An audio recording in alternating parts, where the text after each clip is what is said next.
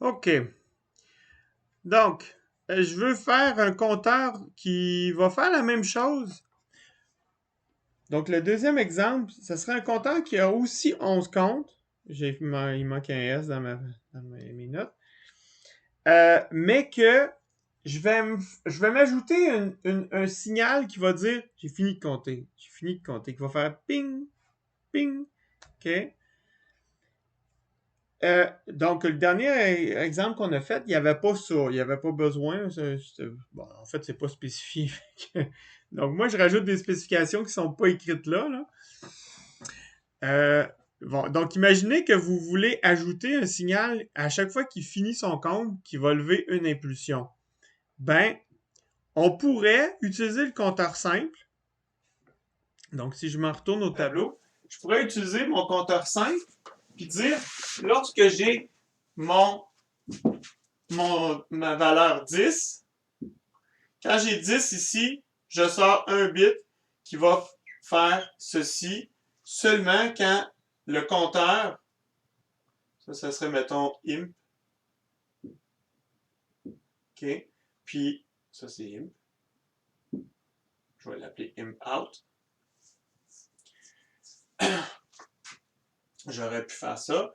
Puis, ça serait, mettons, ouais, je peux pas le brancher sur compteur out par contre. Faudrait que je change ça. Faudrait que je vienne brancher ça sur compteur S, puis compteur out serait ici. OK? Si je fais ça, donc compteur S est 4 bits, je peux le lire avec à l'intérieur. Puis là, j'aurai mon impulsion, puis mon impulsion serait active à chaque fois que j'ai CMPTR underscore S qui va être à la valeur. Puis mon horloge, elle va être comme ça, là.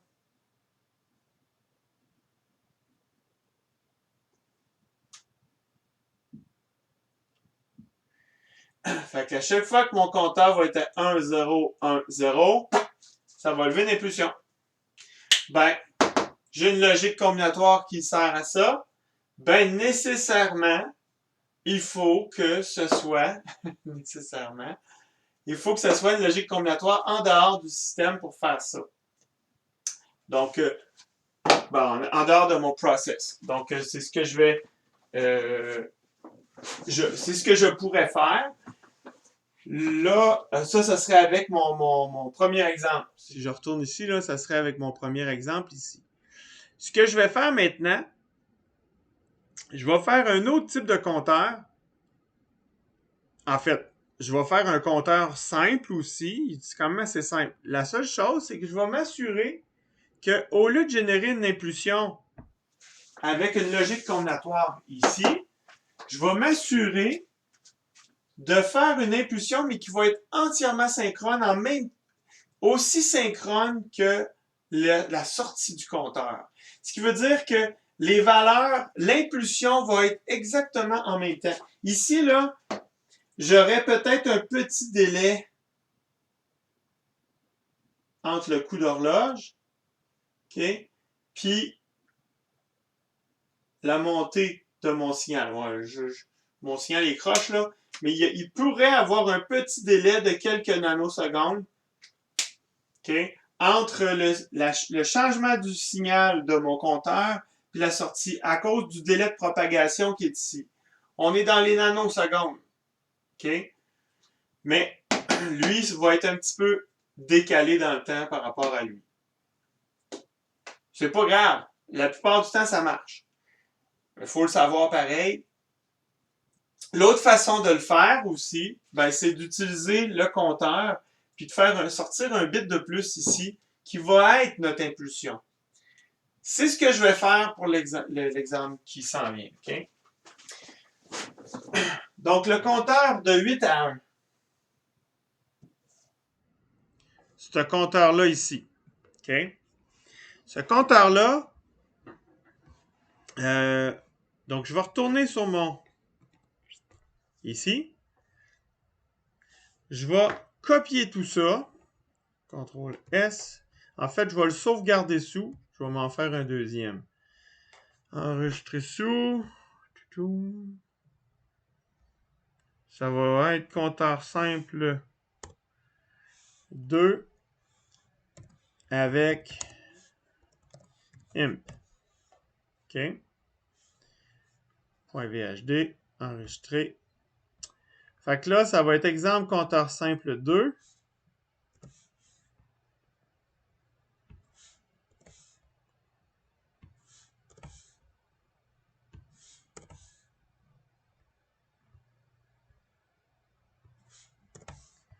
OK.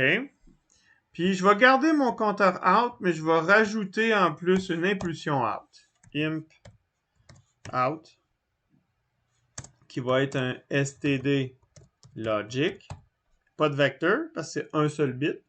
OK, donc il n'y a pas de vecteur là-dedans. J'ai rajouté mon point virgule à la fin ici pour séparer les éléments de la liste. J'ai mon dernier impulsion out là. Je continue avec mon compteur S. Par contre, là, je veux compter pour avoir toujours mes 11 comptes. Ça veut dire 10 plus 1. Mes 11 comptes, il faut que je compte de 8 en descendant. Donc, 8 jusqu'à 0, plus un tour. Plus un tour. Et là, je vais aller au tableau pour vous montrer ce que je veux faire. OK? Au lieu de faire ça comme ça, je vais avoir la même chose, mais j'aurai plus le petit délai qui est là. Ça va être vraiment flush, flush, flush dessus. Flush en même temps que lui. En fait, il va faire partie de la valeur qui est là. Si je veux faire ça, vous partez de 8, puis vous descendez jusqu'à 0, OK? Puis vous virez de bord. Ça va faire le 11e compte. Le problème, c'est que je ne peux pas faire ça si je veux suivre l'idée que j'ai en tête. Je vais me rajouter un bit de plus. Donc, ce bit-là va être à 0 jusqu'ici. Sauf que, hop, il va virer à 1 ici. Donc, je vais partir 8, 7, 6, 5, 3, 2, 1, 0. Et ici, je vais tomber à 31. Mais c'est pas tant la valeur qui est importante ici, c'est plus le délai que ça va prendre pour avoir mon impulsion. J'ai en tout ici 11 comptes.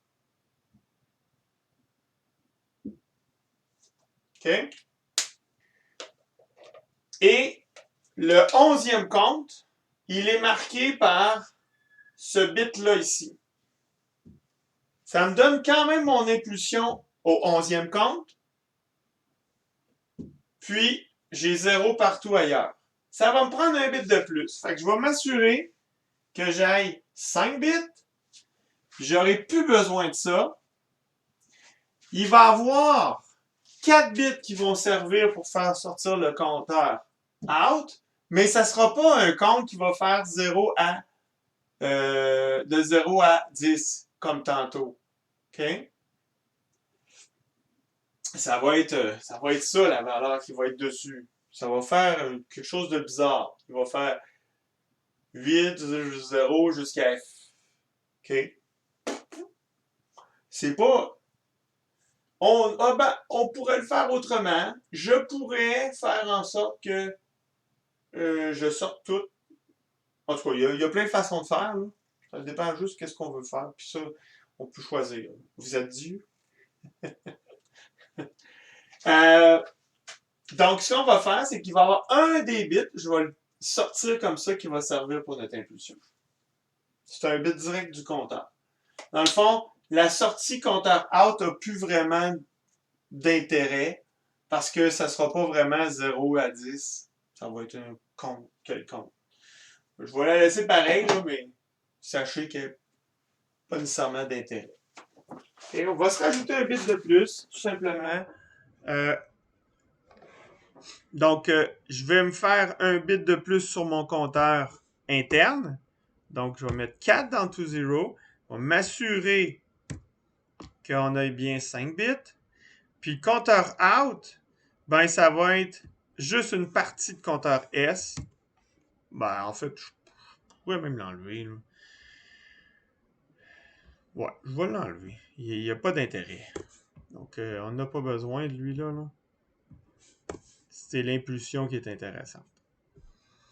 Donc, mon compteur, c'est un compteur qu'on ne sort pas la valeur. On fait juste regarder les impulsions. Et là, au lieu de partir à 0,000, en fait, je vais partir à 8. Puis quand il est rendu à toutes des 1, 1, 2, 3, 4, 5, toutes des 1, ça veut dire qu'il a fait le tour. Donc, je vais le réinitialiser à 0, 1, 0, 0, 0. Donc, à 8. Et je vais faire une soustraction. Je vais décompter.